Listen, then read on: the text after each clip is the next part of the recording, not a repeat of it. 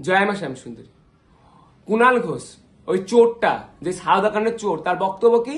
এতদিন আপনার মেয়েকে সামনেছেন, এর মেয়েকে দিন, আমরা মেয়েকে বিক্রি হতে দেব না। সব মন্দির যেমন দখল করে নিয়ে পার্টি পলিশ, আমাদের মন্দিরও তাই করতে চেয়েছিল। আমরা আমাদের মন্দিরকে হতে দেব না, আমাদের একটা রক্তের বিন্দু থাকতে হতে দেব না। মানুষ, মিডিয়া কিসের? আমাদের বক্তব্য কোথায়? যখন কেউ কিছু বলে, চ্যানেল কোনো কথা বলে, চ্যানেলের কি কাজ? আমাদেরও বক্তব্য নেওয়া না। সিএন, বড় বড় টিভি চ্যানেল যেগুলো, সেগুলো আমাদের বক্তব্য কোথায়? চুরি করছে, চাল চুরি করছে। আরে তুই তো গরু চুরি করছিস, তুই তো সোনা চুরি করছিস, লোকের টাকা, গরিব মানুষের টাকা খেয়ে মেরেছিস, সেইগুলো হিসাব কই? আর আমরা চুরি করছি, আমরা প্রত্যেকটা দিন দুমালে মানুষকে প্রসাদ খাওয়াই ফ্রিতে, সেই ভিডিওগুলো কই?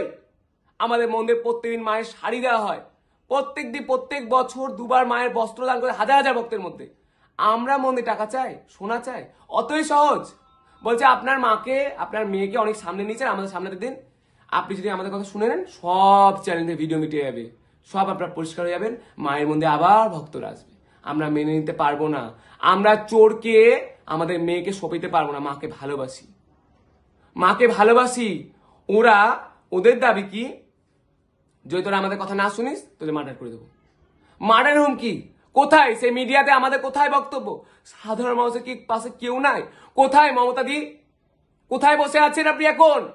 আপনার পার্টির লোক কুণাল ঘোষ ধরে মারছে আমাদের, প্রমাণ কোথায় ওর? কোথায় প্রমাণ? আপনি যে এত কিছু করছেন দেশের জন্য, মন্দিরের জন্য, সব দেখানো কোথায়? আমাদের ধরে অত্যাচার হচ্ছে, আমাদের কোনো কথা শুনবে না, আমাদের কথা শুনবে না মানুষ। আমরা যে বলছি, আমাদের বাইট কোথায়?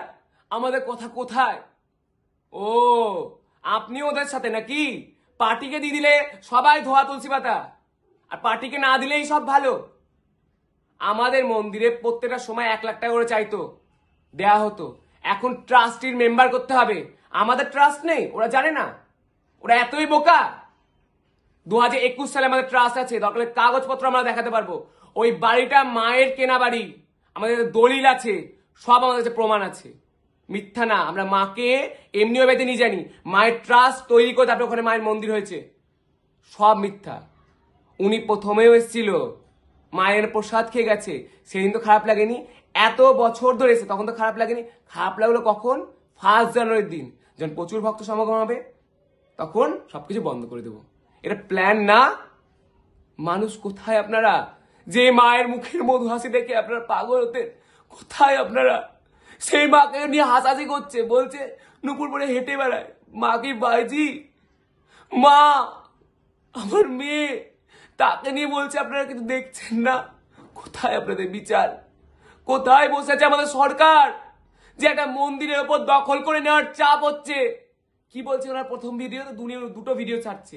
প্রথম ভিডিওতে বক্তব্য ওনার, আমরা চোর, আমরা খারাপ, আমরা সবকিছু। আর সেকেন্ড ভিডিওতে উনি কি বলছে?